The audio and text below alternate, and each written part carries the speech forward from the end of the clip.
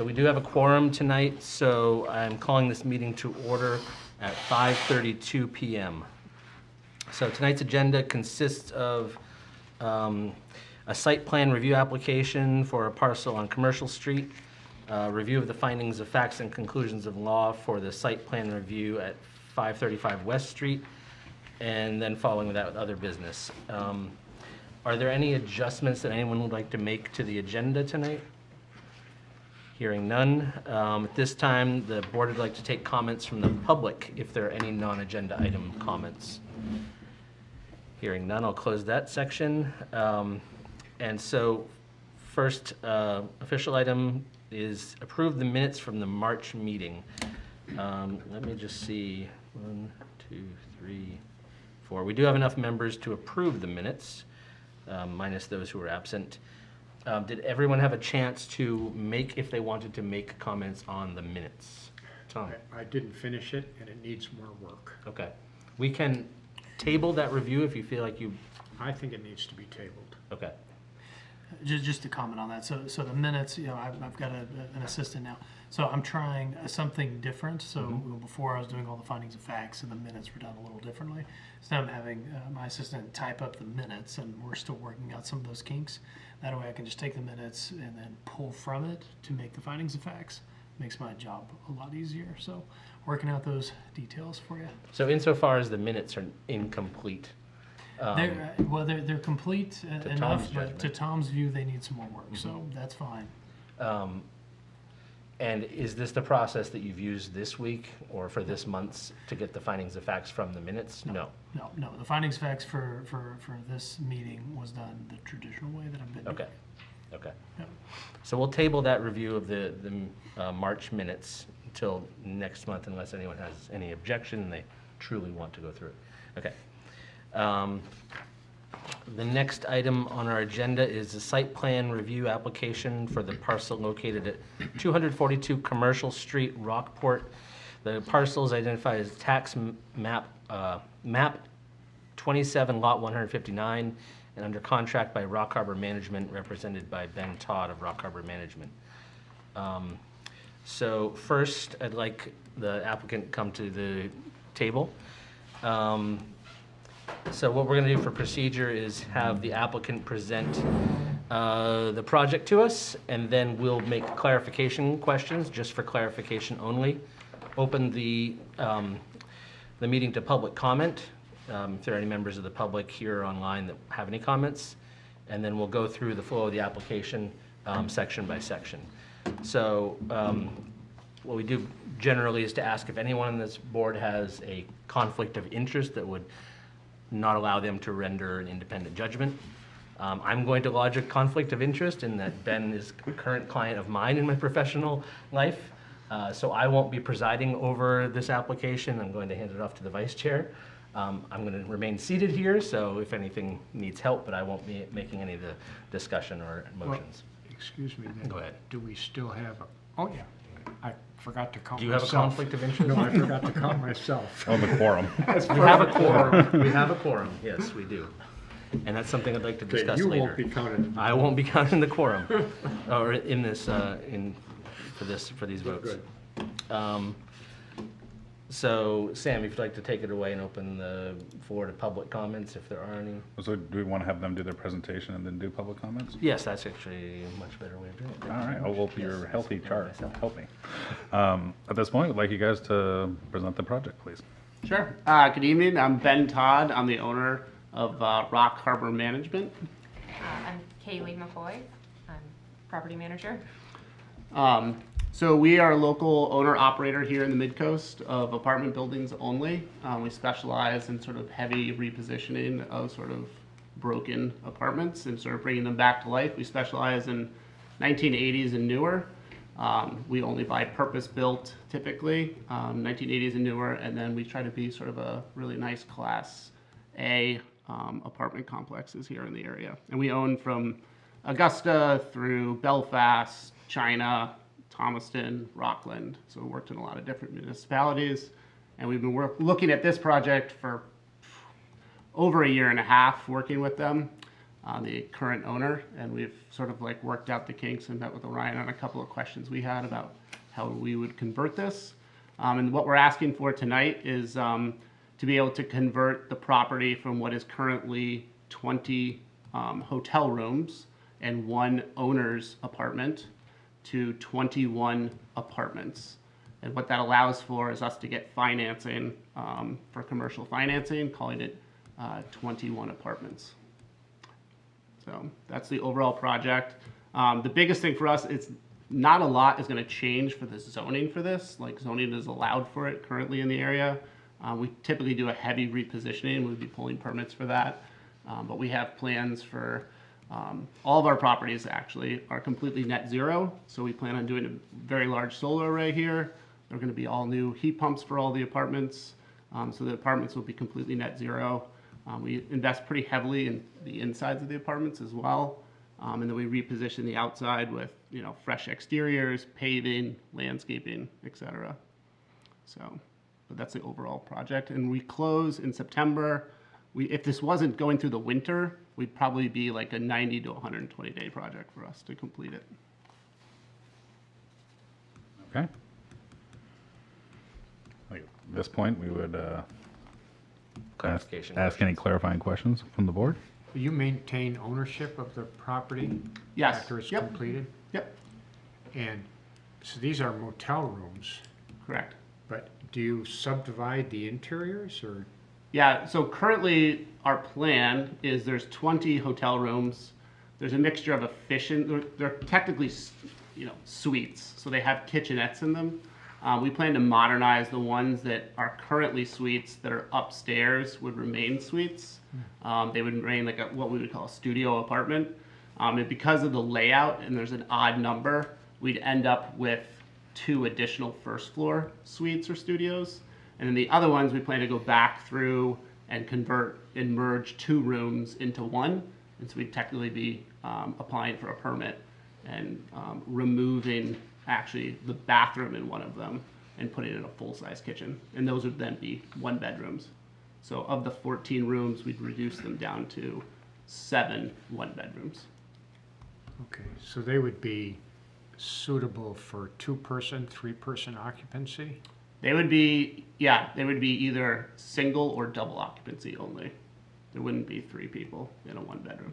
Okay. So we're actually reducing the density, but what we find when we do this, and I've been involved with multifamily for a long time, what we find is when you remove studios and you go to 1 bedrooms, you get a stickier tenant. So typically a tenant who wants to be a part of the community, they start in a studio and then they like move up to a 1 bedroom, and they're more likely to be in a 1 bedroom for a longer period of time, versus a studio is what we find is a very short time stay for most people, or an entry level apartment. Okay, well, and how about parking? I see the parking area there. It doesn't look like, or does it have, It's currently gravel, and quite unmaintained gravel. So we own a sister property in Rockland that's 16 apartments. This would eventually go to 14 technically once we go through all the permitting of reducing the unit sizes. But right now we're going through for 21 apartments, and that property in Rockland typically has 1 parking space per unit plus an additional half a parking space. So on that one, there's 8 additional overflow parking spaces for the tenants on a 16 unit. and so how many parking spaces are you going to have initially for this project? Yep, what we're proposing is to follow what's in the zoning, which is 2, which I think is excessive, and we would probably apply for a permit to reduce that count because it seems excessive, especially when we're going down in apartment sizes. And they're running it as a motel, which has 2 beds. So they're typically up to 4 people staying in a motel room, especially from what we saw this week. And so we'd be going down significantly in the overall density and the use of the building.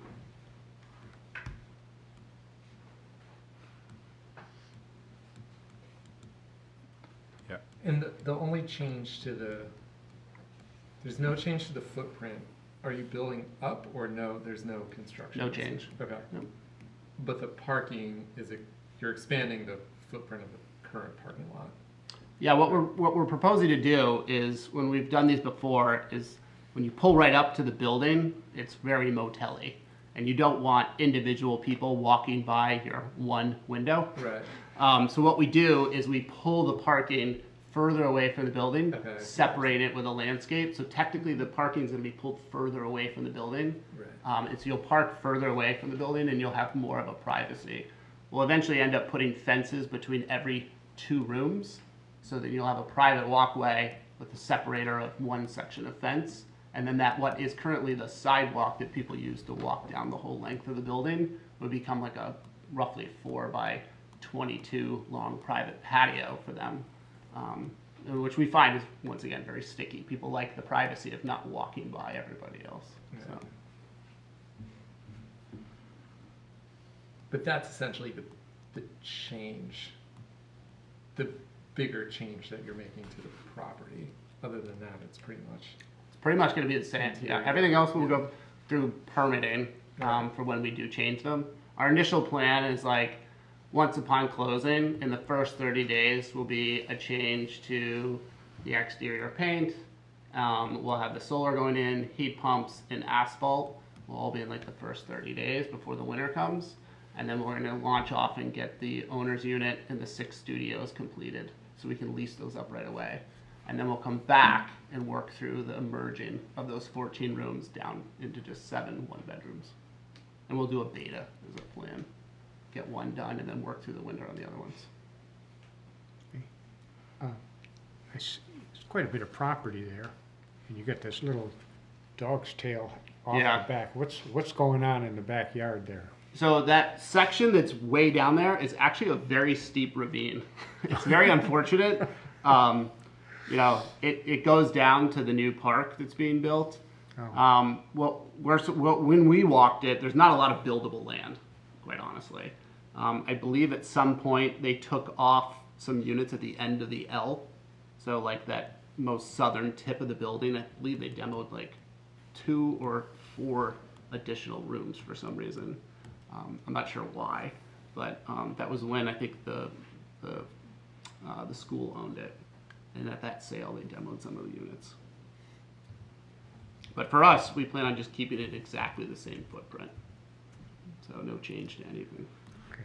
Is there a lot of trees or landscaping required for this project?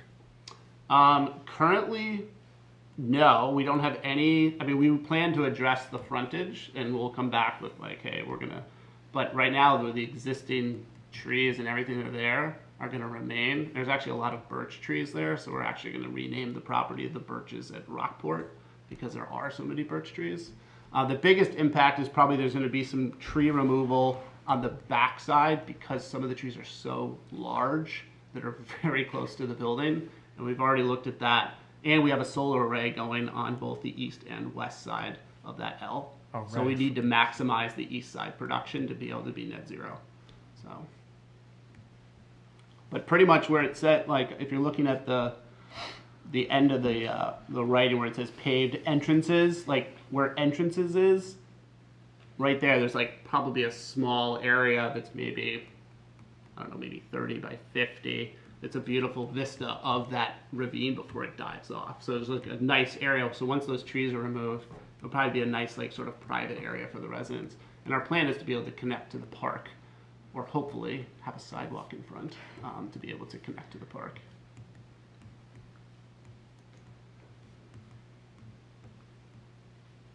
All right. Other clarifying questions from the board? You guys good? So just the last one for me, again, with the number of parking spots, it sounds like you said you wanted to match what was currently in the ordinance, but then you were going to ask to permit it down to fewer than that Correct. before you pave? Oh yes, yes, before we pave. Okay. Fair enough.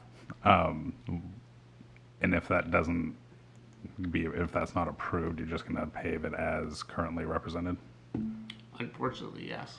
Okay. I think it's just overkill for what the property needs, but we'll come back for a change for reduction in paving. Once you have the reduction in units in the site. Got it. Would that be our jurisdiction, or is that? like Board of So, how many parking spaces do you think are adequate for your project at 21 or your future proposed? Future proposed would really be probably 20 total parking spaces would be needed. As it's currently written, it would need double that. So it seems like excessive to have twice as many, especially when we have single occupancy studios. So what I'm getting at is and you wouldn't be able to get a permit if you applied for a permit to reduce it. You know, as you reduce your apartments, then sure, that could be reduced, but the planning board, as our ordinance is currently written, has to grant a waiver. Okay. So if you have a proposal, now would be a time to request it, and they can discuss it. Do we have to have that written, or can we just have it verbally? Verbally discuss it, we can capture it in the minutes, and I can include that on as a waiver in the findings. So if that's a formal request you want to make today, you can do that, and they can discuss it, and then go through that provision in our ordinance. Sure, I mean, I'd like to request that we keep it at 1 parking space per studio apartment, or 20, and then 2 for the owner suite, so a total of 22 parking spaces. What happens though if, you know, in theory, I mean, there's so many good things about the proposal right now in terms of what, you know, what exists. I would think even in theory, traffic issues would be reduced, you know, because it's an apartment versus a motel. But the one thing you don't see in a motel that you see in apartments is visitors. And so if we reduce the number of parking spaces, is there a visitors area where people are going to park? What happens? How does that work in terms of, you know, I come and see my mother, my brother, my sister, and we've already reduced the parking spaces, and people come anyway. I think they're still going to visit. I can't use that as an excuse not to visit. What does the fire department think? What does the police department think if now you can't have access to the building because people are parking perhaps where they shouldn't park? Or so. Right, I kind of agree. I do agree that the number would be 40 according to our zoning. That does seem excessive. But in this instance, there's not really any overflow parking, and you would potentially be forced to park on Route 1, which is not especially in that area, not the safest proposition. So, a couple thoughts. So one would be, you know, if we're sticking with the studios, so if they remain as studios, and it's the 20 studios plus the owner's unit, and we're proposing to eventually go down to 14, so that would create some additional overflow of 6 additional parking spaces. And at our 16 unit currently in Rockland, we have a mixture of 2s and 1s at that property. So we have a lot more people because we have typically 2 cars or 1 car per unit for there. And that property, as I mentioned, has 16 plus an additional 8. So we have another 24 parking spaces for a 16 unit. So I would think that we should be plenty. When we reduce, we should be fine. Would it be okay if we kept the overflow parking as gravel spaces and not as asphalt? And defined an area that if we later no longer needed that overflow because we reduced down to 14 units, that we could then fill that area back in and no longer use it as overflow? There's no requirement of the surface, is there? Just remind you that you should do deliberations after public comment period, so you can open and close that. That's fair. This got pulled into a separate piece of trying to define the Yeah, limits of the actual. just saying your deliberation should. Well, we're not up for approval though right now anyway. This is just informal, All right? right. Okay. So, taking the advice there, I think we now kind of understanding the parking waiver part that is proposed, that we have a general understanding of what the project is. We've asked our clarifying questions for now, and we'll close this section and open any public comment, either here or online. Anybody online, Jeff?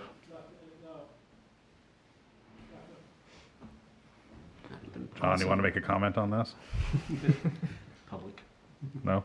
All right, the only other member here, all right. And Not just here. to note, so a butter notices went out. Yep. All the butters were notified. No one submitted anything in writing or called about the project that's proposed there, so. Excellent. All right, and then we'll close the public comment part. All right, now that we've done that, now we go into the actual review of site plan. I think since we were just talking about it and it's still fresh, I think we can pick up the discussion back around the parking to start with, so we understand what that waiver looks like. And then we'll go through the rest of the piece of the site plan. Does that sound good? Almost. No? Just the Title 30A, Section 4402, Exemption 6. Want to do that That first? then kicks this into the formal site plan, so the planning board can make a determination or accept that that is what is going to be followed, and then you can pick that back up.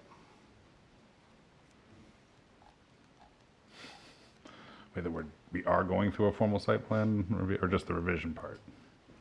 Through the revision part. I see what you're saying. All right. So because of our ordinance and how it's written, so they got 21 units they're proposing, so that would technically trigger a subdivision review, but because of the provision the state has for statute, Title 30A, Section 4402, Exemption 6, that allows that subdivision to be circumvented, and it just sticks within the site plan review. So the planning board just needs to more or less acknowledge that in some formal way, and then you can go forward with the site plan portion of it. All right. Everybody catch all that? So, all right, I'm sorry. Hang on, I could, I'm not familiar with that specific All right. statute. so, It seems like there's a moving target somewhat. The goal is Nope. to reduce from 21 to 14, correct? We're almost there. We got a little ahead of the cart. Okay. So in order to get it into the site plan review, we have to acknowledge the state statute, which triggers the site plan review versus subdivision review. So that's what we're doing right now. right, Okay. fair enough, right. So that piece that you laid out in terms of Title 30 and their exemption. Under those exemptions, number 6 was the one that was identified as the one that was pertinent to this particular application. And that is the division of an existing structure. And since that is exactly what we're doing, we're not adding or subtracting, we're just modifying what was there, changing its use, and turning that into the subdivision that is satisfied so that it doesn't need to go through the full subdivision piece and just needs to be a site plan review. Does everybody agree with that exception to the rule? Because I don't know if anybody's actually read it, gone through with it, but not hearing any. I mean, according to what you just said, this seems to qualify, so. Yep. And I believe that to be the case unless anybody feels otherwise. Do I hear a motion to that effect?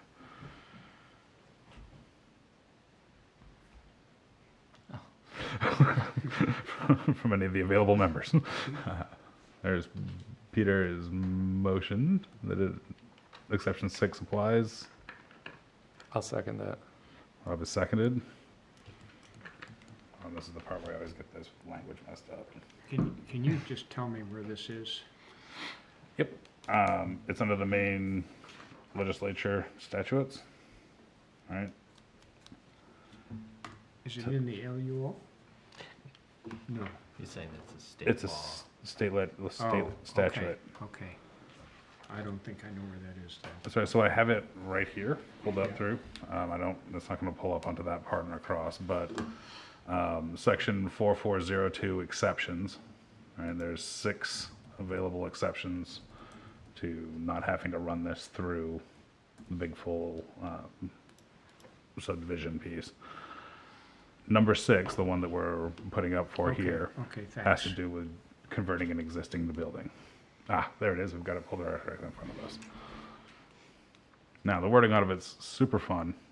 But a division of an existing structure into 3 or more dwelling units, whether it is accomplished by sale or otherwise, in this case, sale, in a municipality where the project is subject to a municipal site plan review, right? And that's what we're talking about, like it's a site plan review versus subdivision. And, yeah, Specifically, what point are you looking at, Sam? 6, Yeah, I see 6. yes. 6 is the exception to have for 4402. Right, I mean, I don't want to pull up the rest of the statute. I'm sorry, I'm not following. All right.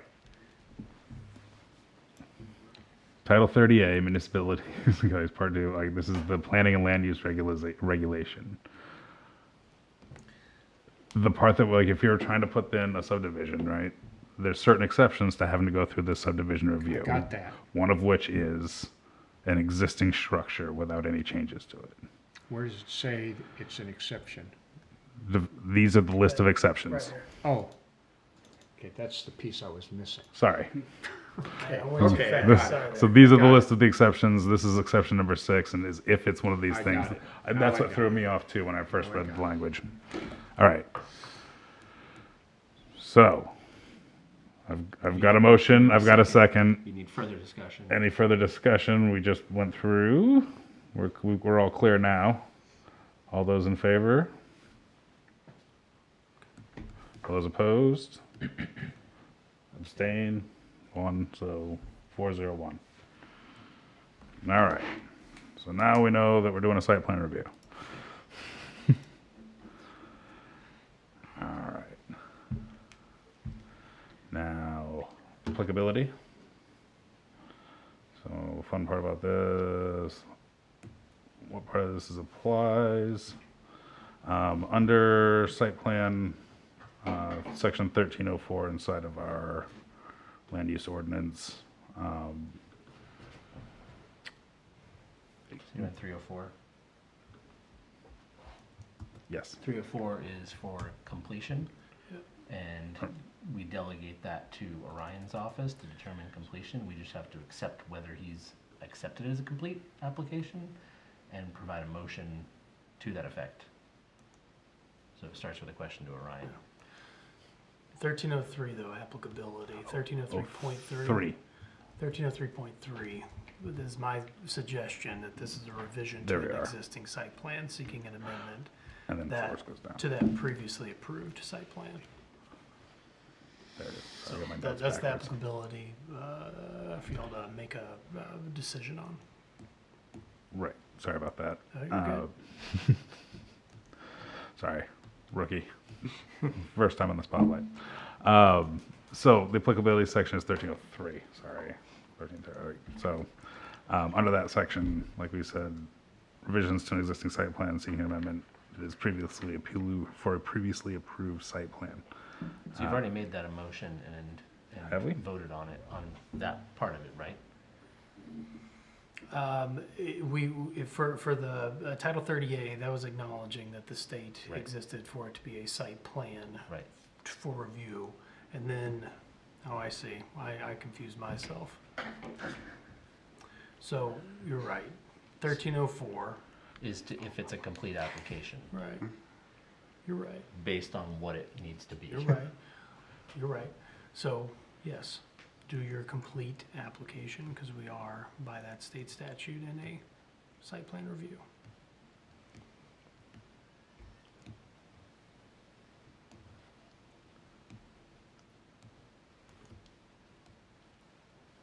So has your office determined, since It's it's a complete delegated to your application. office, that it's a complete application? Yes, it's a complete application. Okay. So you need a motion, that's right here. Motion to accept application is complete. Somebody's needs to provide a motion in a second. And Peter's got his hand up as motioning that the application is complete. Can you say something to that effect? Just, Pardon me? could you just say something to that effect so that Jeff and the folks Yes, at home? I'm accepting that the application is complete. Make a motion, There's his motion. There you go. please. I'll second that motion. Rob seconded. Further discussion? All in favor? 4, Opposed? 0, 1. Abstain? 401. All right. So now we have that part. You've done that, so. All right. God, you're gonna have to help walk me through this at this point, because Yeah, so this is chapter 900. So it's to determine whether this property is in a zone that allows this to be an approved use. So you have to identify the zone, identify the parcel and what zone it's in, and is this an approved use for that zone? okay. Yeah. God, I'm terrible at this. It's all right. We all have to do it first, sometime. Yeah. All right. Yeah, I have no idea where I'm supposed to be in terms of this, but I will get there. Here's a helpful map. Incredibly useful. We're in number 6. 906, where I wrote it. Excellent. So you go to your land use tables Yep. and find, is this use, Dimension, use in the zone 906? which is residential, right? It's for you guys to determine. Yeah, exactly.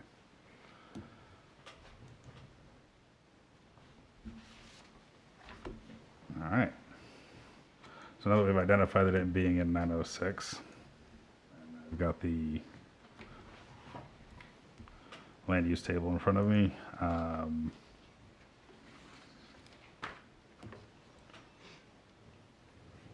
What would you gentlemen characterize this Is it particular 906 project? or at? 907? This is Is it on 906? 906. The property card is incorrect. Yeah, They it's never true of many updated lots. it. That's terrifying. Many lots have that same. 906 is a mixed business and residential. So this was a commercial application that was permitted. And as it being residential, being the thing it wants to be converted to, which is also permitted. So long as we are inside of our density, which it also looks like we are. Is there any issues from members on the board of saying that this is not a permitted use in this zone, on this particular lot? I'll move that it is a permitted use. Second. So we have a motion and a second. This is a permitted use, or will your proposed use is permitted for this zone and lot. Further discussion? Hearing none. All those in favor? Opposed? Abstained? 401. And I need to do dimensional requirements per table 918. All right.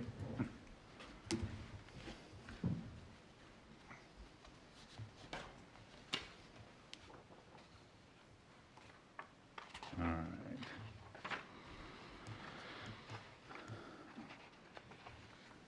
Going through the dimensional requirements for the lot for 906. Got the drawing up.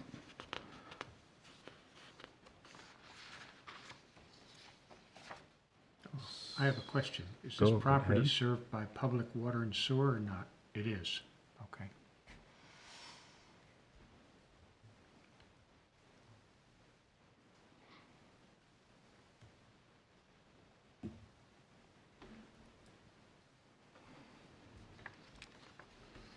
Okay. Ryan, can I get one of those printouts?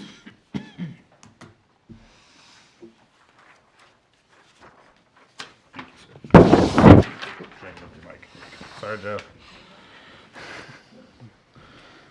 I guess we need to do the conversion to acre from, Yeah, I got it. you got it?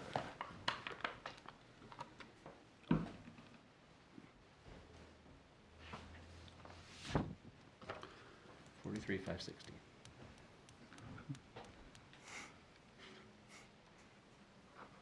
What's it, 43560? That's That's an one acre in acre. square That's feet. 1 acre.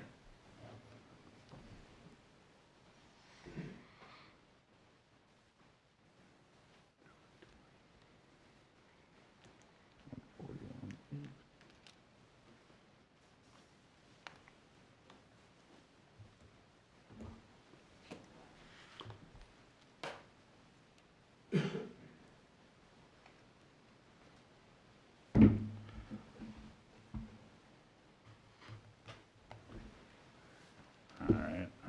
I've got that it fits inside of our multifamily with public sewer size per unit for square feet for the lot. I'm sorry, I can't.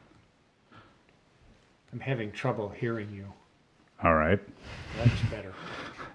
Said that based off of the table, the lot size is sufficiently big enough for the number of units for a multifamily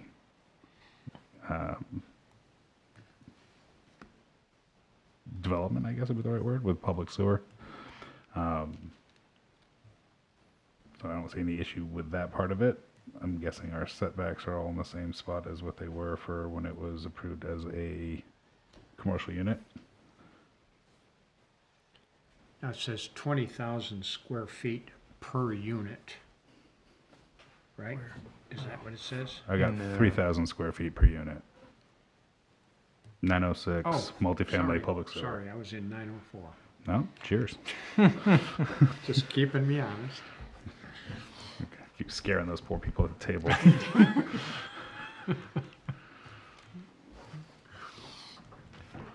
All right. Yeah, setbacks are in place. They're the same. Lot coverage is fine. That was one of the other pieces that with the parking, right? We're going to increase the amount of lot coverage, but we still have plenty compared to the dimensional table, which says they can cover the lot up to 60%, which is quite a bit more than what they're asking for. So no problems there. Anybody else see any issues dimensionally? Gentlemen? So it's 3,000 square feet per unit, Mm-hmm. 21 units? Mm-hmm. Sorry, what's the math? It's 63,000 square feet. 63,000. It's like a 142,000 Okay. square foot lot. Okay. So we're good there. No worries.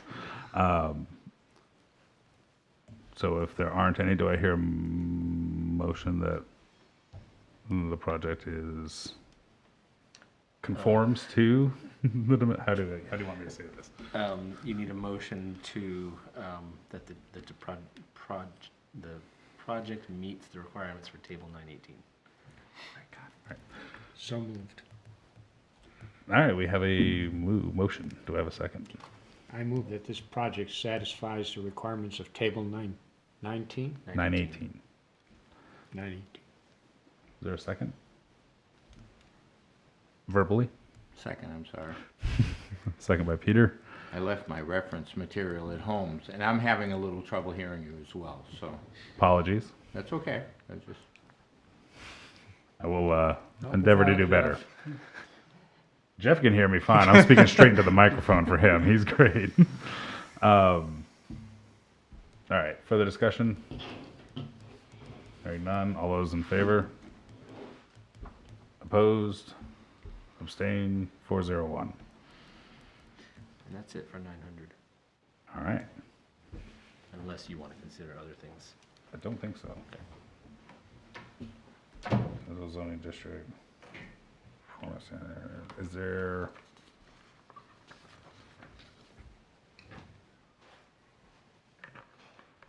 Anything else that needs to be considered inside of the revision to the site plan past the lot coverage and the parking?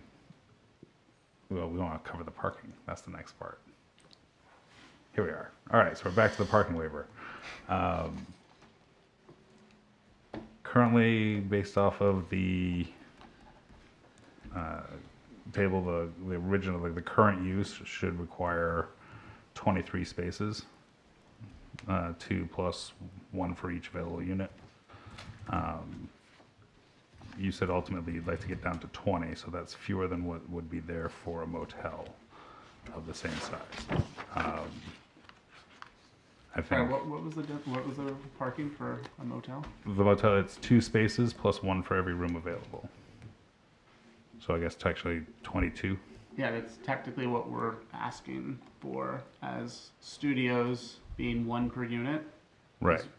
And then it would be 2 for the dwelling unit, which is the owner's unit. Yep. So that would be 22. Right, and I think the concern that had been raised by the other members of the board was that what you don't have at hotels and motels is visitors, and so that there isn't an additional space for each one of those spots, which is what our requirement is, and even with a smaller project recently, we have upheld the 2-to-1 piece because, you know, it does, especially in this particular case, I do have concerns that there would be, you know, the ability to get in and out of there if everybody happened to be there for a big Super Bowl party or something like that, and it was loaded up, and then they need to get emergency equipment in and out. It's a lot harder, and I know there's no concerns as listed from the emergency department, but they have not gotten their feedback on, you know, reducing the number of parking spots by half, right? Like, I think that would be a different piece. So is your concern of like an emergency vehicle being able to turn around? Come in, access, get in and out, yep, all of that. And, okay, so when they get a design, they're gonna have to meet some standards that get that approval. So they wouldn't be able to get a parking lot designed if a emergency vehicle couldn't get in and out. For sure, I'm just saying that we have approval from the fire and the police and stuff for this as is. We're talking about a waiver for reducing that. I would need to go back through all of them before everybody was okay with us saying that half of the number of spaces would be okay. I see what you're saying. Sorry, not that you wouldn't plan it appropriately. I'm just trying to make sure everybody who would be affected would want to hear about it. Yeah, I mean, I think as we consider things in the future, the concept of not necessarily requiring 2-to-1, maybe 1.5-to-1 might make sense to some degree, but that is not the way the books are written up now, and not the way this project is currently laid out. Again, I have zero issue with it not being fully paved, and we can figure other things out from there, but I think right now, barring, you know, feedback from all the other places that need to come in on this, so that I would have difficulty approving a waiver tonight personally. Anybody else? Is there anything to, if you end up reducing the number as planned, would he be able to come back as a proponent to request a waiver on that requirement? So in other words, if we say we really want it to stick at 23 or whatever it is now, and then, you know, because the number of units go down to 14 and there's still available parking for guests and vendors, could the proponent come back and say, ask for a waiver, or is that too late? No, they could come back, but it'd be kind of, if they put the pavement down, I don't think they're. Well, no, I mean, the mention was that worst case scenario, would some of it being unpaved be acceptable? And that, you know, that doesn't seem, because didn't you say some of it is already currently unpaved? All of it is unpaved currently. So what we're looking for is it helps having a clean look. Sure. And so maintenance and everything else. Maintenance, plowing, you name it, salting, everything is easier when it's paved, and people want to live in a nice place. Sure. So what we would propose is if we could we would be open to doing the total spaces with us being allowed to pave only half of that. And then once we reduce the total occupancy in the future, we could come back and say, hey, we'd like to fill in our gravel now and turn it back to lawn. And I think that meets a couple of things. One, less asphalt for water. Less impervious. Yeah, and then we have gravel, and that's much easier, and we don't spend any money on converting it unduly if we're going to reduce the occupancy. Yeah, I mean, and I think that makes the most sense, because honestly, at that point, if you're reducing down the size of the number of units that are there, you don't have to come back and ask us if you can remove that piece. I think at that point it's enforcement. If they come in and say, how many units do you have? How many parking spots do you have? Yes, they match. Yep. Congratulations, right? So I think that's probably the easiest way around all this, because it's us waiving that off and having go through is contingent upon those changes happening, Yep. which again, everything's in the future.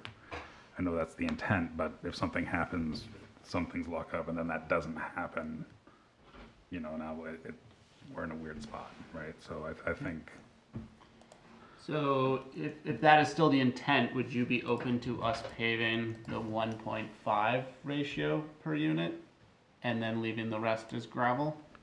So that if in the future we do choose to come back, we haven't spent it on asphalt. It actually is probably better for everyone because impermeable surface and everything. I don't believe it is within my jurisdiction to tell you how you have to set up your parking spots so much, other than they can't be mud.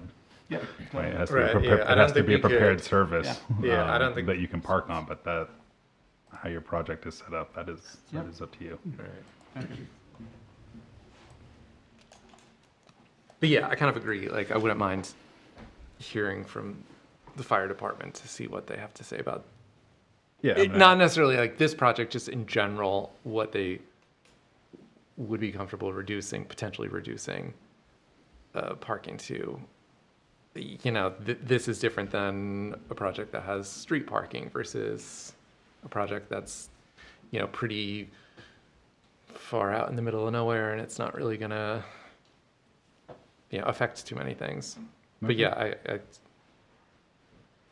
All right, so we're gonna say we're gonna leave parking as proposed, 42 spaces. How they're prepared is up to you, and then when we get to the point, which ones you want to remove, if you want to leave the ones that are paved or leave the ones that are tar, nope, any of all that. You know what I mean? Yep. Oh, yeah. There it is. All right, so we had asked for the waiver, but I think we are all in agreement that we are going to deny that original request for a change in the parking requirements. Is there a motion to that effect? What is the, say it again, please? They requested a waiver for the number of parking Right, spots. I heard that. It's based off of discussion, it sounds like we are going to deny that waiver. Yeah, okay. You want a motion to deny? That, yes, that would be great. So moved. I'll second that. All right. Further discussion? All those in favor? Opposed? Abstained? 401, parking waiver denied. All right. So that gets us through parking and lot coverage. You need to vote that the 42 proposed, it meets the standard of our parking ordinance. There's That's gotta the be a- other item. Way that says that. It's in 1300, right? So I think what we typically do is approve the whole chapter after reviewing it, not piece by piece, and parking's one part of that. But parking also appears elsewhere, I think under 800. It does? So you can do it now, or you can review the rest of 800 and do it within that. Do we have to look at 808 It's up to you as access to what- management? It's up to you as to what you have to look at. 808 is access management, routes 1 and 90. Okay. Do we think it's going to be substantively different than what was required of the project to be installed in the first place?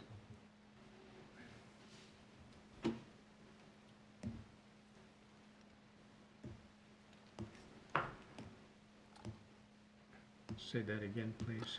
So this was an approved commercial project on Route 90 or Route 1, right? Yeah, So we're not, yes, we are changing the use, but do we think that there is any difference inside of that right. that requires? So I think section, I assume then that this project satisfies section 808, As a commercial unit, yes. yes.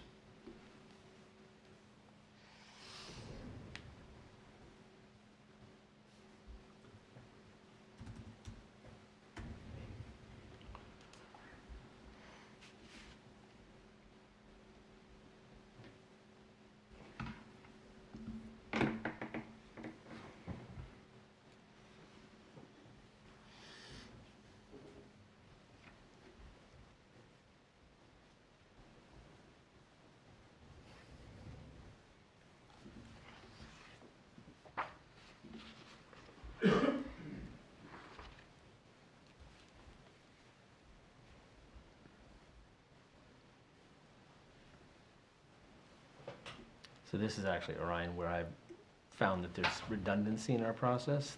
Chapter 1300 and chapter 800 have the same things in them. Yes, they do. And so if you want to approve chapter 1300, you really have to have gone through 800 as well, because you could approve one and not approve the other, and then it's like, what, you're in conflict. I hear where you're at on that. Yeah. I'm more on the revision, like there's only like 2 items that really. are part It's of up to the revision, board as so- to what you're going to review, so I don't want to interject myself into that.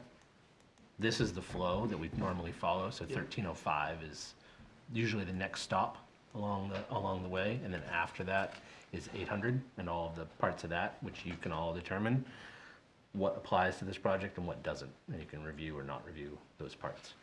So typically, 1305 includes the sort of top level, must comply with federal and state regulations and, meet the ordinance, which is talked about elsewhere. So typically what we do is a motion that the project conforms to the provisions of section 1305 here.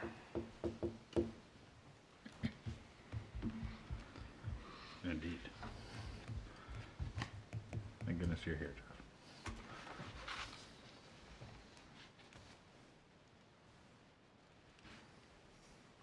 All right.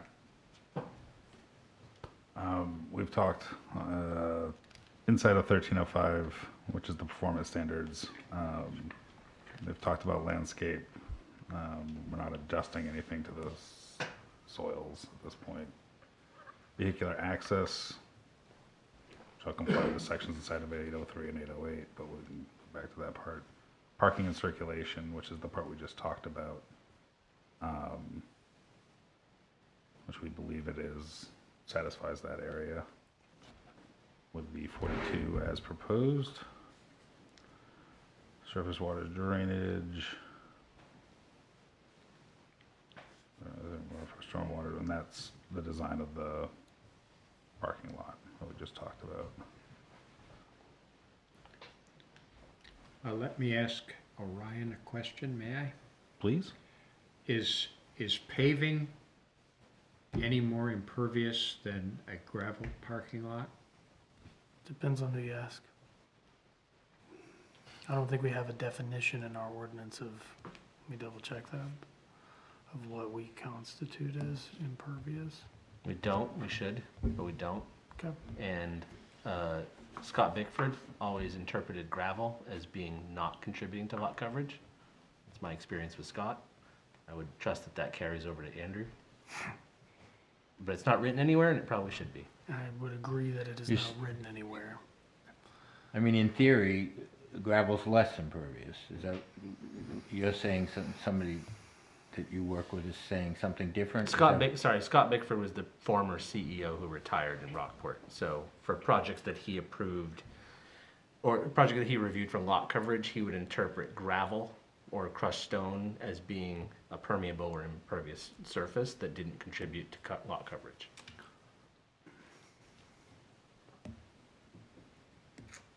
Whereas not so with asphalt. If you're asking, and to Ryan's, and now we're talking about sort of general land use questions, I can weigh in, but generally, asphalt is very impermeable, so it's gonna shed all the water that lands on it. Gravel and grass and crushed stone are basically similar, like they'll shed the water just as well Yeah. if there's a heavy rainstorm. It's only really like. So we have no catch, forested areas, we have yeah. no catch basins or other provisions for directing or capturing runoff from these lots, right? I don't think there's one currently being proposed. I'm sorry? I don't think there's one being proposed right now, and I don't think there's one currently on the site.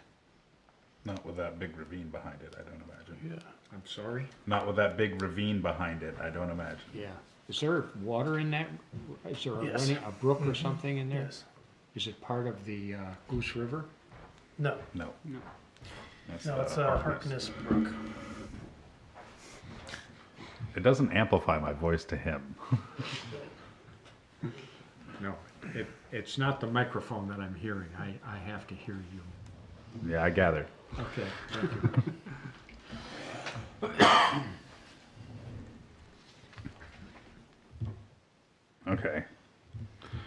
getting on side quests here. You're in 1300 still, For sure.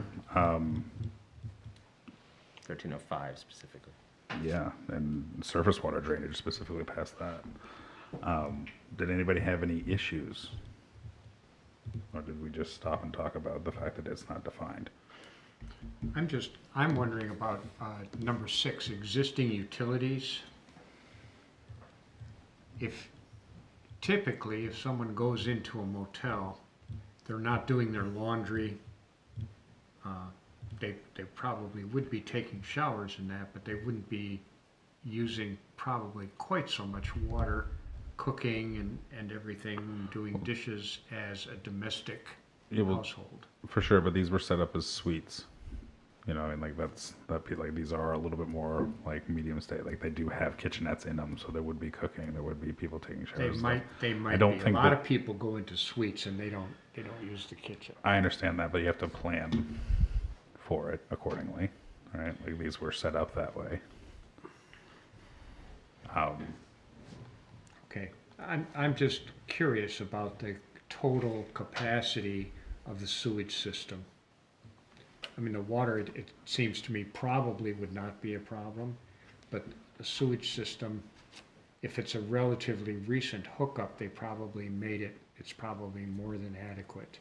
I'm just wondering if we need to have a sign-off from Public Works. Or We anything. do already. Does that make sense, or no?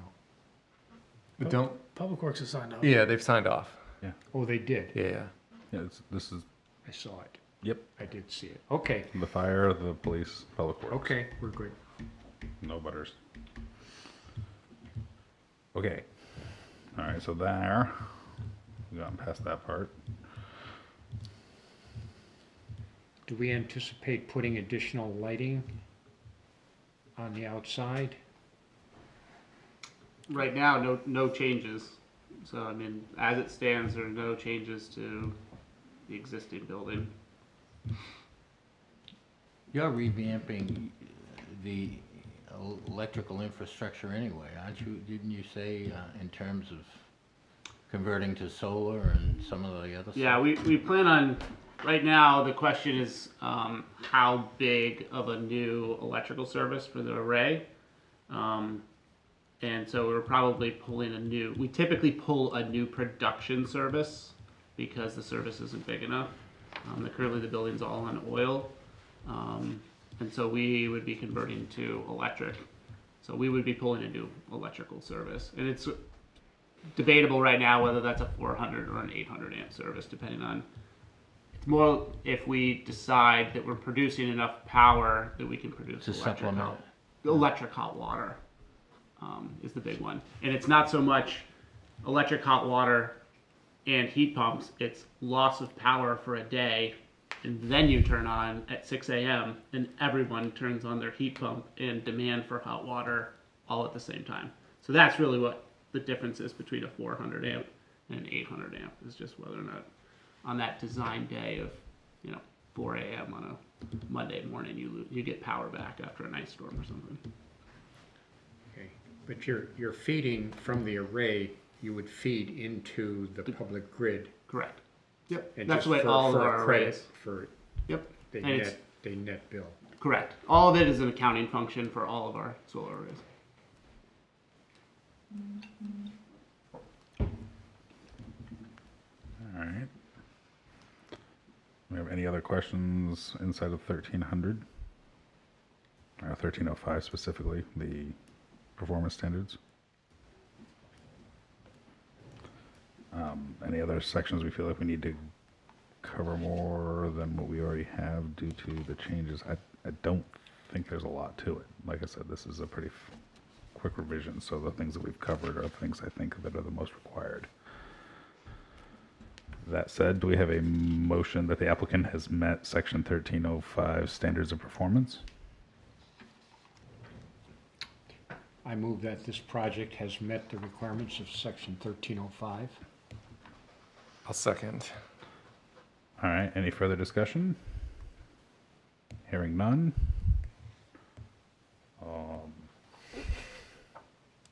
All in favor? Favor.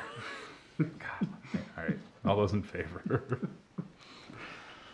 All those opposed and abstained, 401. Thank you.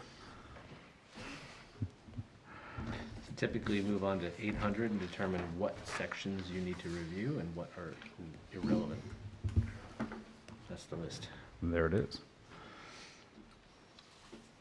All right. Having had a chance to look through 800 a little bit earlier.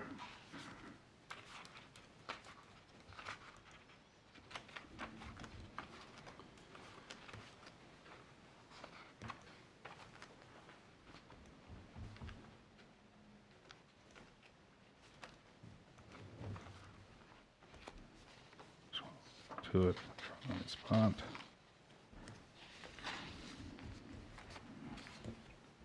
I was gonna say, I think really it's 803 and 808, which is parking, loading, and driveways, and then access management. Probably 805 with the lots, but we'll see in just a second. Under 803, first of all, does anybody feel like we need to talk about something under 801?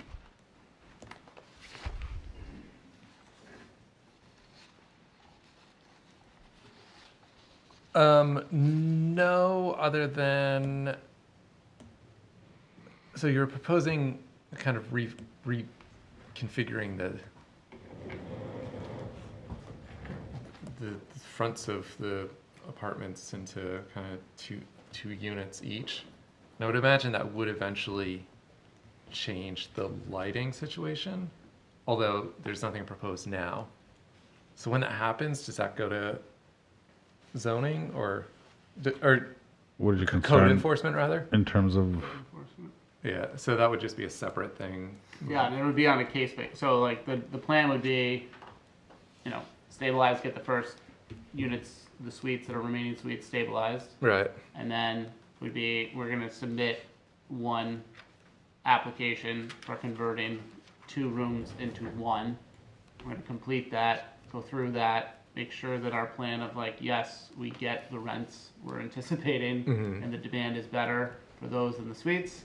And so like with that would be a full permitted application as like, this is a typical conversion, and that would go Gotcha. through Okay, cool. permitted. Yeah. And then if we chose to go forward, we'd submit again for each block as we do them, Okay. so. all right.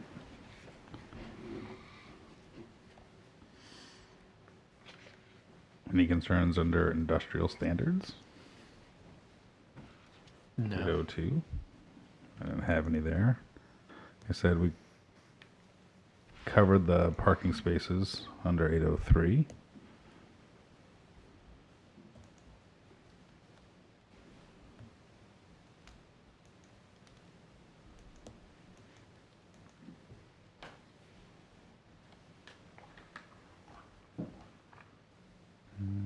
There, 805.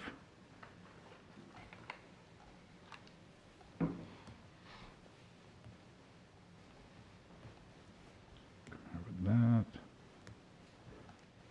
No livestock planned. Oh, no mobile homes.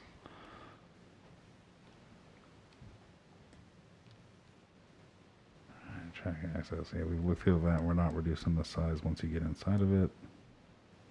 In and out is fine for the number of units there.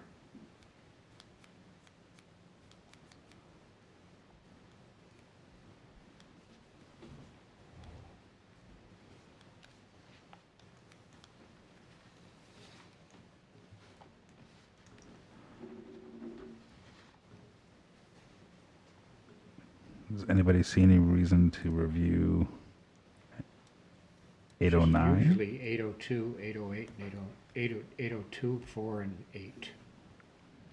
Yep, and we went through, 802, 804, and no, 802, 803. Excuse me, let me look. 4 is cluster development. Yeah, 803, 804, and 808 are the usual ones.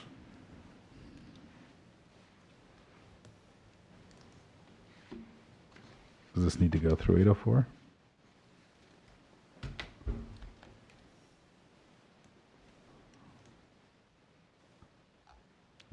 motion that, are we ready for a motion? I think you highlighted all the sections that are applicable in 800. Is that correct? I believe I did. Can I make a motion that the application has met those section 800? So they can. Do I hear a second? I'll second it. Further discussion around section 800 and whether or not this application has satisfied it? Hearing none. All those in favor? Opposed? Abstain. 401. All right. And after that, So this one, we usually review chapter 1000 when it's a site plan review and it's a new commercial project. And I think that the performance standards actually says that to that effect, that all new commercial development proposed shall be subject to the regulations, blah, blah, blah, of this section. So you can determine whether this applies to this project. all right.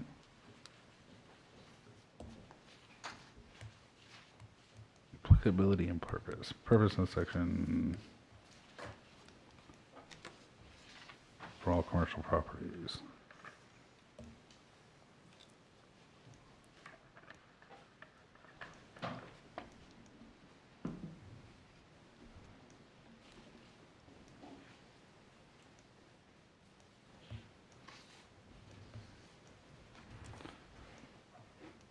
All right. Since I'm viewing this as a revision to a commercial development, certainly seems like that this running through this entire section is not necessary, considering all the amount of things we've covered in that area beforehand. But I hear discussion otherwise in terms of what we go through. Is this considered new commercial development, given that the footprint doesn't change at all?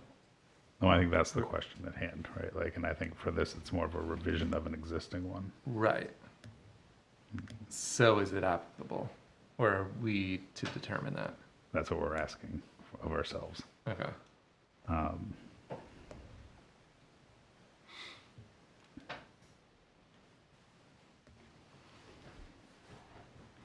Any feelings in that direction or more discussion in terms of applicability of section 1000? Tom? Well, it looks like it, since it's already existing and most of the work is going to be interior, at least to begin with, and landscaping and things. I mean, when we talk about landscape plan requirements, there are none Right. beyond what we have. So what we see is what we get. Architectural review, but what is that? Let's see, what was number 2? 2 was area landscape, applicability. So 3 is architectural review. I don't think there's an issue. All you're gonna paint. Are you gonna re-side or anything? No. So I think that's not applicable. Right.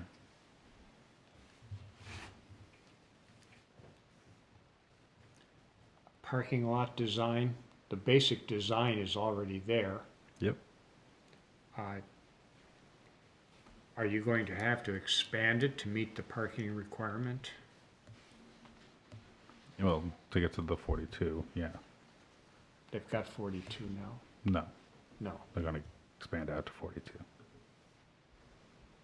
I mean, I would say that, like, currently it's more of the mud pit that was described earlier by Ryan. Right. So yeah, I mean, we plan to, as I mentioned before, pull the parking away from the building. So we would be expanding to meet the requirement there of 2-to-1 for parking, and there'll be some ratio of paved versus gravel to Yeah. meet that 2-to-1 ratio. So the only thing is 1004 parking lot under general off-street, you have to comply with what's in section 803, which is the required number of parking spaces. That's it. Right, which we've covered inside of there. That's it. Yep. So, I move that this project satisfies the requirements of chapter 1000. excellent. I will second. Second. Further discussion? All those in favor? Opposed? Abstained. 401. All right. And now, after all of that, just a handy shortcut here says the next thing is motion to approve the project. Or with conditions. Or with If there conditions. are any. Well, I didn't know if we had any conditions. didn't hear any. I did not hear any conditions. I move that we approve this project since it has satisfied all of the applicable requirements of the Rockport Land Use Ordinance. Second. Seconded. Further discussion? All those in favor? Opposed? Abstain. 401. Well, there. Thank you. Thank you for bearing with us. Yeah. Thank you for approving. Okay. Thank you Excellent. very much, Sam. I think I can take it from here. Bravo. Okay. Findings of facts and conclusions of law from the last month meeting for the MRC. So I'm hoping everyone had a chance to review this online, provide any comments. To me, I think in generally the facts were there. I think the writing could be improved, but and I know that Tom saw to a lot of corrections in there. Were there anything in there that people would like to discuss in the SharePoint document?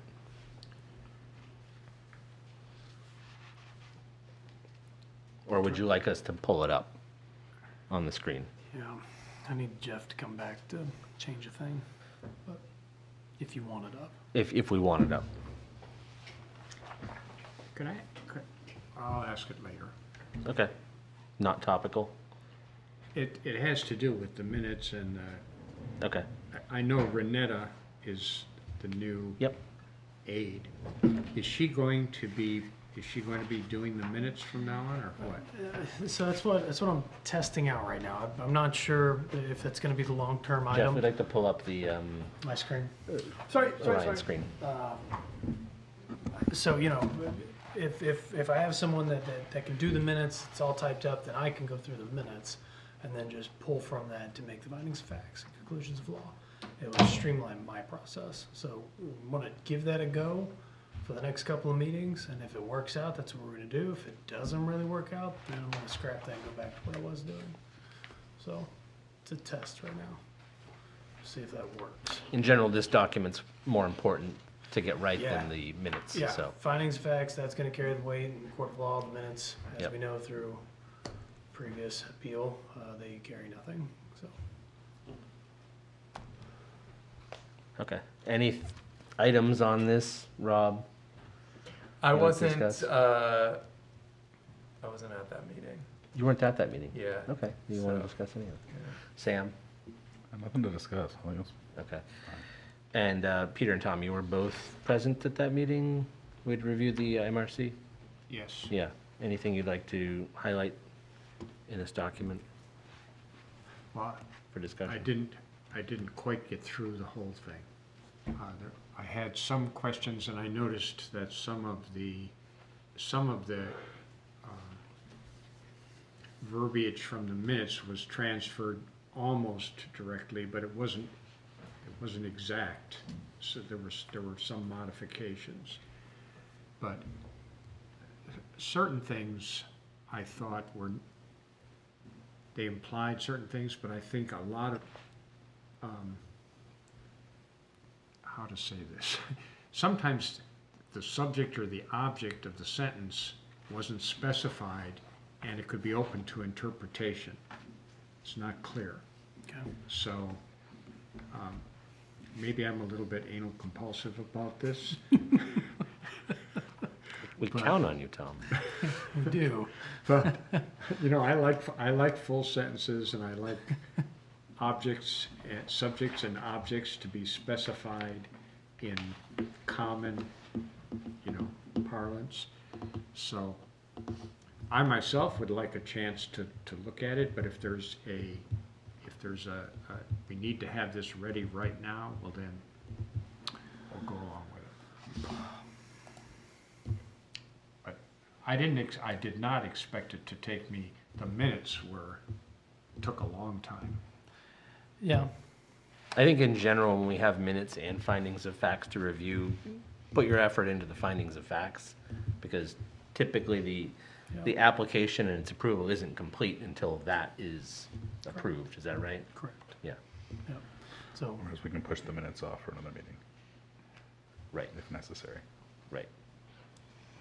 How come all that other stuff is included in the findings of facts?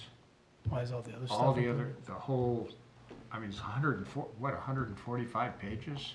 Oh, why did you include it in the folder? Is that what you're saying?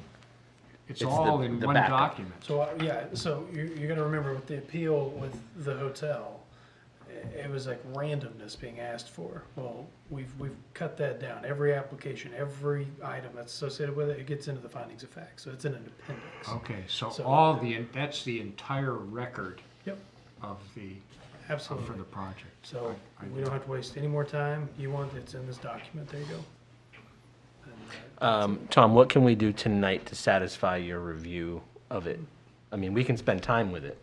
I don't mean to rush this along, but I do also feel like that we have an obligation meeting tonight not to kick it down the road and to get the applicant the, Yeah, normally I would have had it completed, but I had some issues this past week, so I didn't get to it, but I started it first thing this morning, and I put hours into this Yep. and didn't get through it.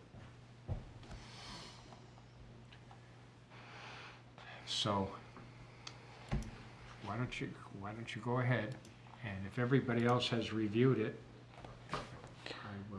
well, I'll say for my part, I reviewed it at some point I give up on the language on the scrutiny of the objects agreeing with the subject. Like I sort of give up and say, all right, it's fine.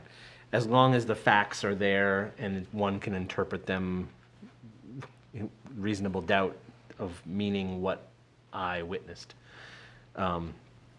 So I've had my review of it, not as thorough as perhaps some, but I'm okay with it. Sam, you were there. Same thing, man.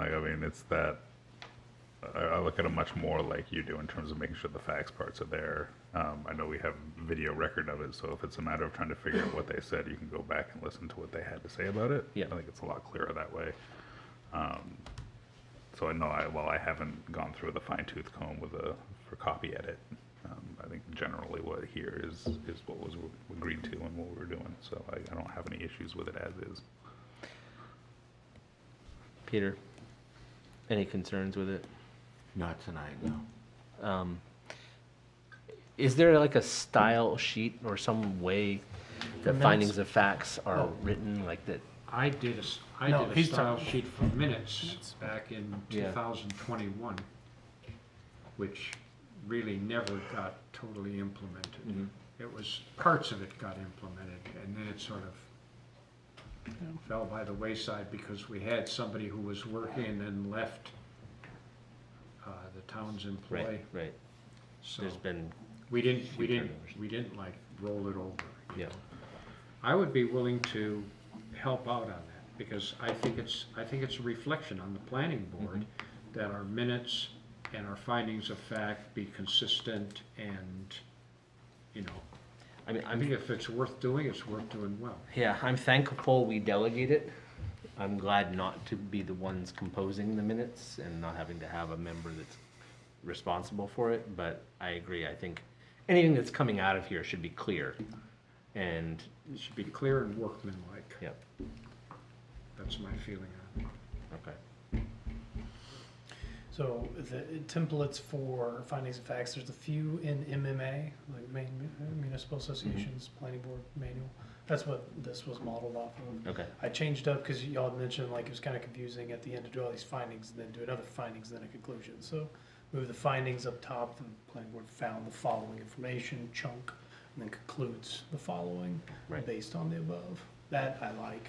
Yep. So if there's like anything else that we can add for clarity, let's do it.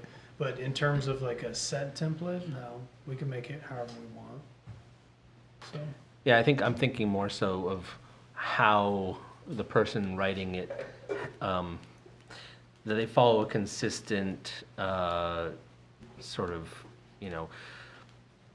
way of referring to members of the board and the things that happened and Style guide. the style guide. Style guide, Yeah, style guide. Yeah. When I type them up, I try to not call out particular members' names as best as possible, just the planning board, because the planning board is discussing, it's Mhm. one unit. So the planning board discussed the following versus, Chair Leclerc and Mr. Lawrence did the following. Like in the minutes, you can kind of go back and forth a little bit on that. That's okay. Yeah. With the decision bit, Right. And it's not necessary to go into he said, she said Right. kind of because thing. if you remember also with the appeal, like they tried exploiting one member or two members. I think you were one of them in that appeal. Like, well, they're blah, blah, blah. Well, no. The planning board decide the following. So then it's just the board. Right. There was one thing I took issue with. I know anybody reasonable reading it would understand what it meant, but it said Chair Leclerc confirmed that the parking met the requirements or something, as if I was the proponent, like confirming something. It's like, no, Was that in the I'm minutes or not. was that The the board. findings? I asked for confirmation about it. I didn't confirm it myself. Right. But again, a reasonable person would read it and understand what it meant. And if they really need to, they could go back and see that They you can- were they can watch. asking and not saying. Right. They can watch the YouTube. Exactly. Okay, so should we have a motion to approve the findings of facts and conclusions of law for the parcel located, I'll read the whole thing and then somebody can offer the motion. For the parcel located at 535 West Street in Rockport, identified as tax map 25 on lot 101 and 101-100, owned by Midcoast Recreation Center. So moved. So moved, okay, thank you, Peter. Seconded. Thank you. Any further discussion on the findings of facts? All those in favor? 1, 2, 3, 4. All those opposed and all those abstained for not being there. Thank you. I notice you've still got draft on there, Orion. Are you going to take the Word document as it exists now? This Word document here. The Word document that says site plan FOF master copy .docs. Oh, the title of it. Oh, yeah, the title of it will change. No, I'm saying, are you going to take the body of that? Because I mean, there are just little things like this that I didn't. The planning board found the application meet the requirements. You know, we should have either meets or Okay, met. I can change it to, I mean, Yeah. just simple things like that probably should be fixed if we have the time. From a practical standpoint, we film all of these meetings. Do we need minutes? Are minutes there to help you? no, and this is kind of the debate. Minutes from a voting standpoint, yeah, you kind of need to have that. Right. All the meat and potatoes of it, we got a recording. We paid for all this stuff. So Right. That's it. Do we need to vote on someone transcribing?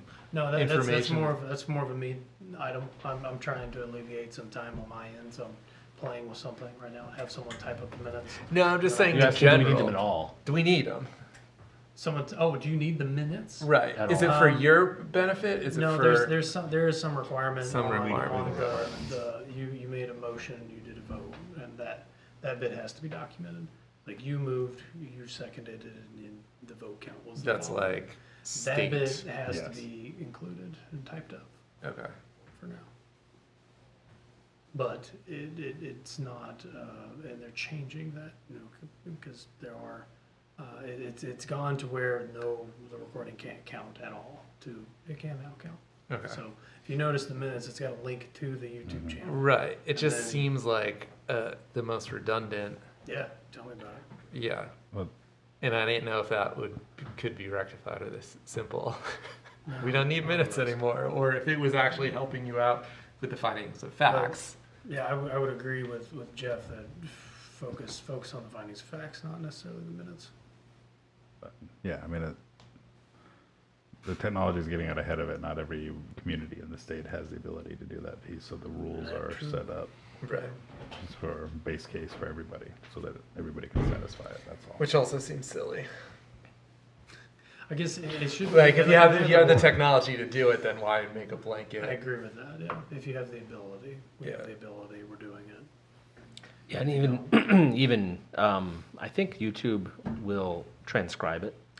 Yeah. So Right, it's that's rudimentary another thing sometimes, getting through a, down East Maine accent sometimes, but Yeah. it can, you can search the transcription for where something was said, like a particular pronoun. Right.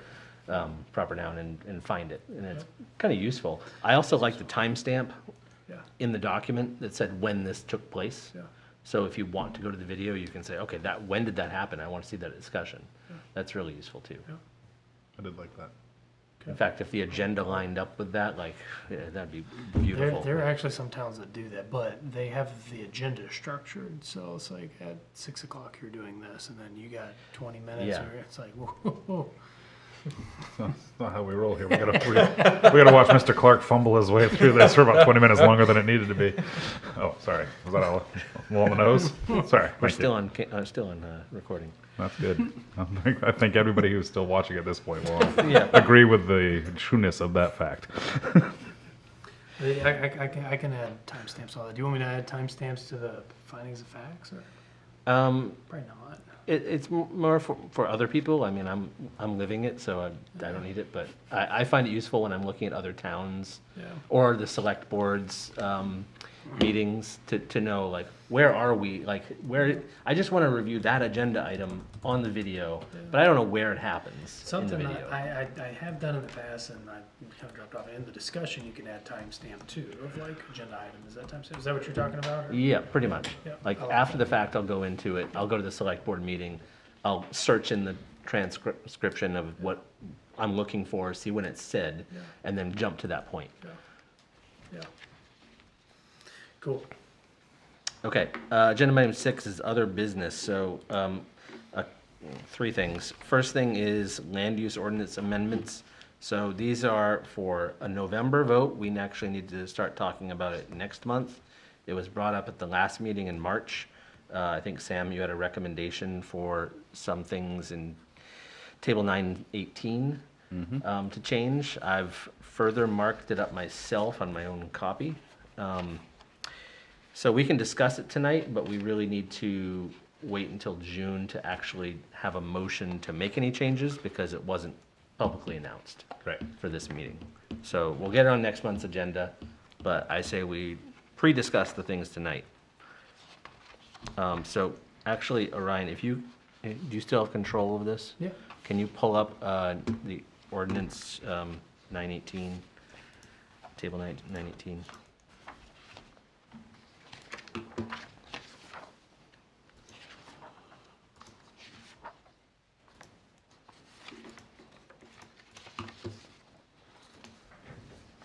Okay, Sam, do you recall, or if you had too much tonight, about what you were recommending as a change? Yeah, there's a couple of them under, I think it's table B. So, Ryan, can you scroll down to table B? I don't remember if I had that. Pull up my email that had that stuff written on it.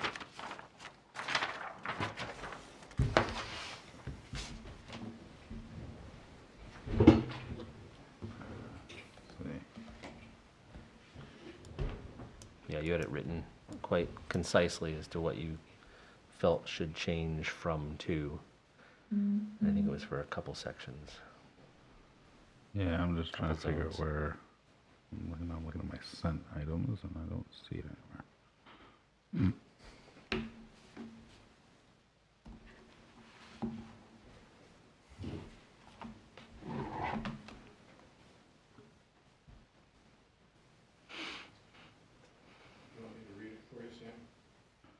Apparently.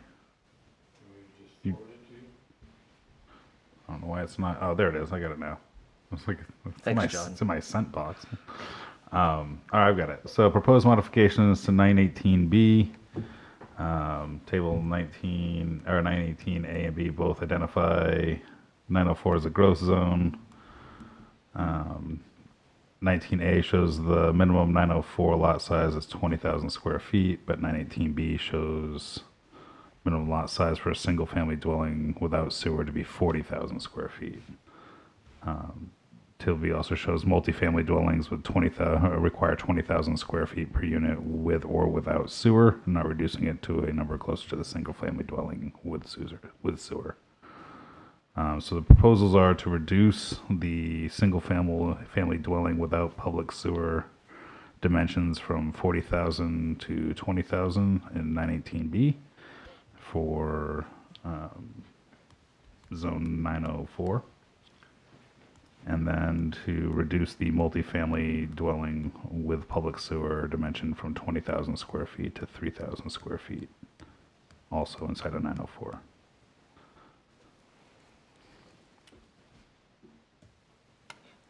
Why are they different in the first place?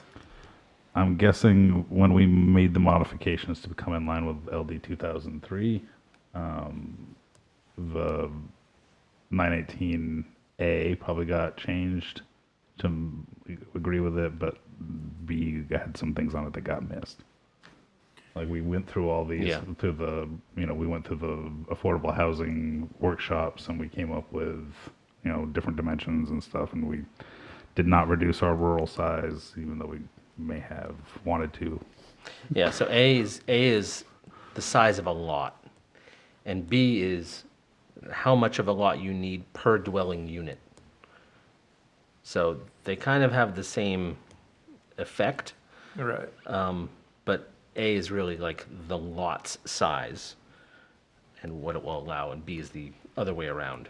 So we're essentially Right. So right just now, conforming the two. in Yeah. 904, That's, I think, what Sam's suggesting. you can have a 20,000 square foot lot, but you can't build a single family unit on it. Right. Without public Right. sewer, yep. Right. Sorry. But under B, you can. It's actually worse than that, Sam. You can build a one-unit multifamily on that lot, but you can't build a single-family unit on that lot. Oh, Jesus. Because 20,000 per unit, multifamily, just say, well, it's multifamily, but it's only one. Right. I mean, I'm being cheeky, No, but I'm with like, you, it, but it like just that's- doesn't make any sense. Well, that was kind of the piece, is that it was something that I think our minimum lot size used to be 40,000 square feet. Yeah. And then we moved it to the state minimum for required for having a septic. Right. We just didn't change table B. We Right. did So we're just conforming. We're not necessarily making any. new policy changes. Yeah. no. And then, like I said, the piece with multifamily with sewer doesn't drop down. I'd actually like to go a step farther. And what would you propose? Well, I would propose that in 918B, if you look across single-family dwellings without public sewer, you've got 20,000, 20,000, and then 40,000, 40,000, and then 20, and then 40, 130, and 40. So I'd propose that the 903 and 904 both are reduced to 20,000. I don't see why 20,000 is the state minimum for a lot without public sewer. So it's governed by the state. So we just basically put it in here for record as 20,000 unless we want it to be higher. And I would understand if it's higher, it's because we want that zone to have larger lots. So for the rural zone, 130,000 is for with or without sewer, because we want 130,000 square foot lot. But it doesn't make sense to me if you've got 903 and your lot is 20,000 if you're on sewer, but 40,000 if you're not. So why are we doubling it? I mean, I don't see the rationale to that, of why to double the lot minimum size just because it's not on sewer. Like I would say let the state govern the septic field requirement lot size minimums. Yeah, that's a fair point. It's not. And same for 904. not- It's even worse for 904. It's like, why Right. is it 4,000, but then jumps up by tenfold for no sewer? And I say same for 907. Yeah, because 901, 902 And are 909. 20,000. It's not any type of environmental impact. No. Anything because state's already made because the they already have the determination 20,000. 20,000. Well, I'm not so sure. I mean, if you look at 20,000 feet, that's less than half an acre. An acre is about 43,000 square feet, right? So this is less than half an acre. And if you have a leach field and a septic system on there, and you have a well, you are hard pressed with the kind of ledge and subsoils that we have around here. You have a hard time keeping those things separated and not having a pollution problem.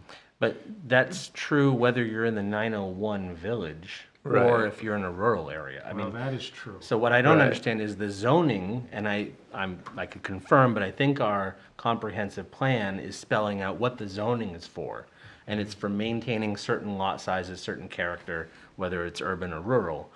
But to set this sort of arbitrary number to say, well, it's 40,000 now because you don't have sewer. It's like, well, why 40? I mean, you've set it at 20,000 if you are on sewer. So why 40,000 if you're not on sewer here, but 20,000 if you're not on sewer here? Like that's like, it's not the Yeah, same no, I get- reasoning. I get that. Right.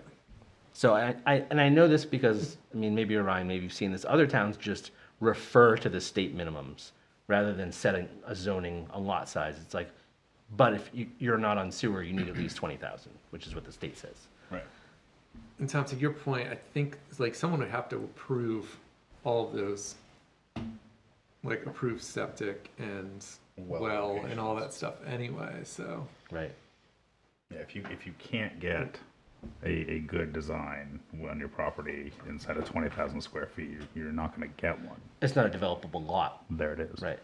Right. Like, so that's not going to, we're not just saying, if it's 20,000 square feet, throw it on it, what I Right. mean? But it is saying if you have a buildable 20,000 square feet, we're trying to get people into it. That is the point of LD 2003, right? Like, Yeah, and if you were going to subdivide a lot, you'd need a site evaluation that proved out that you could have a septic field there. So, Actually, we owned a house in Nova Scotia, my wife and I, near a lake, just outside of Yarmouth, and we couldn't have a leach field. When we bought the house, there was a holding tank, and you had to actually have that thing. You had to have a guy come and Pump it pump every out year. periodically, Yeah. every year. well, if you Maybe live every there, month. Every month. Yep. Yeah. so this isn't, changing the lot size requirement or dimensional requirements isn't changing the hydrological requirements of the lots Right. as well. It's just saying if there's a buildable version of it on that size, we're not requiring it to be twice that for arbitrary Yeah, reasons. that For makes arbitrary sense. reasons. That's makes kind of sense. what my point was. So So sort of across the board, wherever there's a single-family dwelling with public sewer that's lower than 20,000, I would say just put 20,000 as the without public sewer. Does that make sense? Even in 908. No, in that case, it's not below 20,000.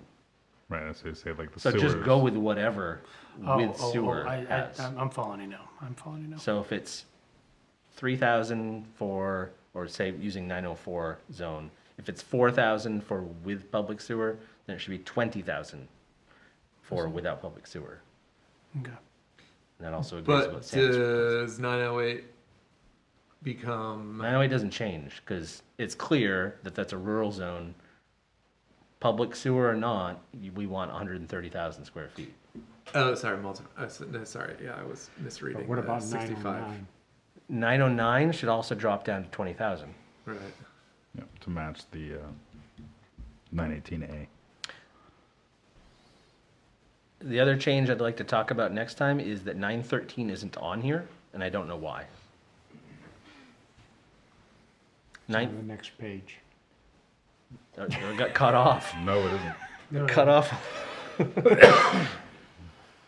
I think the margins got pushed in. Yeah, I mean, I understand 916 because it doesn't allow housing, but 913 allows housing. I don't know. It's never been on there. So, for the 3 lots that may ever be housing in 913, we better get at it because there's nothing there. And there's one more change that I'd talk about next month is that in 917, we missed a thing when we did the LD 2003. In table 917B, under residential, we did not put permitted accessory dwelling units In 13? in 913. So 917, table 917B. So right there under What did we 913. not put in there? Permitted. There should be a P under 913. It's allowed. It has to be allowed. For which use? Accessory dwelling unit. Yeah. First Oh, row. in 913? Yeah. I gotcha. That will, Because it says anywhere that housing is allowed, you need to allow an accessory dwelling unit. yeah. And again, these are all things that we'll put onto the agenda for the next meeting. Yep. We'll just have this discussion. But please, everybody in attendance, not in attendance, review the land use ordinance for any other changes, markups we might want to include to get to the select board, to get to the voters in November. So, spelling mistakes, clarifications, whatever. Any reason we don't want to make the rural lots slightly smaller, or we like them nice and big? Y'all can talk about it, and actually with the comp plan, I mean, y'all can talk about it further on it, but, it's outside the growth zone. So pretty much the growth zone is everything that's not 908 and the Rockville area. Everything else is in the growth zone. So if y'all want to argue to reduce those lot sizes, you can, but it's not really. Maybe I guess that's the wrong question. I guess the other thing would be, when do you change, if you wanted to reduce the amount of area that was rural on the zoning map? Do you want to promote, I guess, what kind of growth? Do we want to encourage it in the growth zone? Then I would encourage, then, I don't know if having a smaller lot in a rural area would encourage, growth. Right, no, for sure, and that's what I'm saying, like, being, the rural areas that are close to the growth zones, do we want to push those back? And I don't know what the mechanism is for making, like, 904 bigger in certain areas, right? Like, and what the impact of that is of rezoning rural areas, but. you Was know what that I something mean? we do after the comp plan is? Well, we just got one in, right? Maybe soon. But is it voted on June? Right. You vote Right, next month on it? right. But Right. until that's approved or not, Well, we can talk about it, Talk about it? even though it's not approved. Yeah. Yeah, I guess my biggest piece is just trying to understand it. Like maybe, like you said, is like you keep the dimensions and stuff of the rural zone the same, but like how much rural zone do we want in a coastal main town that is How do you adjust the map? rapidly? The what map? The map, the zoning map, the official map. How does that get adjusted? It's by Well, vote. you mean like what program do I use? No, like if we ever make changes to the map, we just have to go parcel by parcel or strike a line and say this is what we want to be a part of Yeah, that and zone. it's, So it's, we it- could it do is that? an- It is That's- an ordinance, so Yeah. it's whatever section defaults to it. So it's y'all make a recommendation to change the zoning map. And we do that from time to time, Yeah. usually on a single like Right. but I When- guess that's basis usually when when people come somebody's- to us. Right, I when didn't people realize come that to we us. had for like sure. the ability to. Yeah, I wouldn't recommend going through and changing it when you had the comp plan from '02. Right. Now you're going to get a new comp plan. Y'all Right. can do Right. some interpretation, Right. and we can talk about changing some stuff. which we're gonna do. Mhm. So,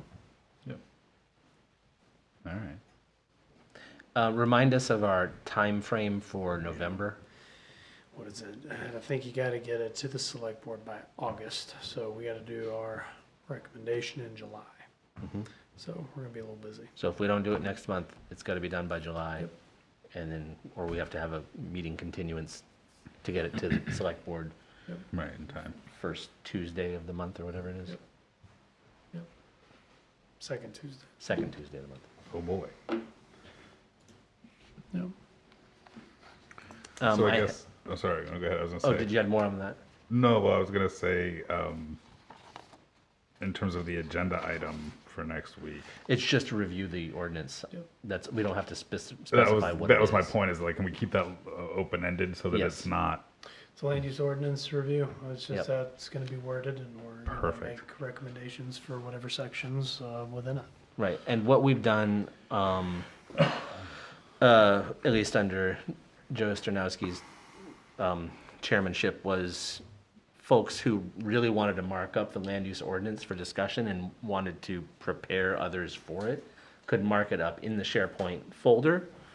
Just mark up a PDF or whatever you want to use, or just type up notes. Well, I was gonna We're not say- going to comment on it in there because that goes against our rules and regulations of the state. But it's there just for preparation, just to look at, so that we don't come to this thing like, what? That's what you wanted to talk about? I need more time. Like, Right. just, Yeah. you know, have something in there that people can look at, Yep. but not comment back and forth. But One the more, person who's making the changes should comment well, like, it's just, why they're No, making those. yeah, yes, yeah, yeah, you're Okay. putting, you're Don't- putting don't- out your. Don't have a preference. conversation. don't have a So conversation. You make one. But also don't make it. just Make your statements. Yeah. One other change I wanted to make was just to fill in the rest of 918's minimum frontage for routes 117, 90 and Old County Road. We don't have to discuss it now, but I think that'll be a topic for the zones that do fall on those routes, but they don't have any kind of setbacks. Frontage requirements. Not sure why, but I'm gonna propose some. Fair enough. Any other land use ordinance things anyone wants to talk about? Okay, and last item was to confirm the date for next month is, where is it? June 26th. If anyone has any conflicts, it'd be good to know early. And as a reminder, when Orion sends an appointment for this meeting, this general meeting, if you all could accept or decline as soon as possible so that we know we have a quorum. You're saying it's gonna be the 26th? 26th.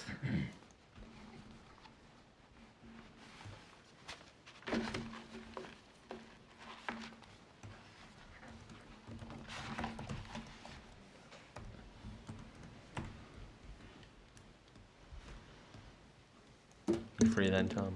Yep. Cool. Sam? Oh, yeah. Rob? Um, You don't have to conclusively respond. We're gonna hold you Yeah. to it. Rob. Peter? Good. oh, Jeff's gonna be here. Jeff's here. The room's available. John will be sitting right there. Okay. Any other non-agenda, anything else? I have just a quick question. Yep, go ahead. Ryan, the folks that you said were possibly going to present at tonight's meeting, was that the West Roxbury subdivision discussion? Who, you said that somebody was, who, in your email, you thought that, I think it was them. was it Oh, them? No. that It was them? So in an email that I had sent before, I was indicating that this was a late submission, and I was waiting on this site plan to come in. But yeah, this is who It that was the one. Oh, I Correct. thought it was the one that, the folks that came before us before. No, they're still waiting on a couple of items. Okay. So hopefully they'll be at the June meeting. Cool. Which one's that? Habitat for Humanity. Excellent. right next door to this. Do we have a motion to adjourn? Yes. Sam, second. Second. Peter. All those in favor? 5-0. And then Thank y'all you. come over here and sign before you Say leave. this, oh,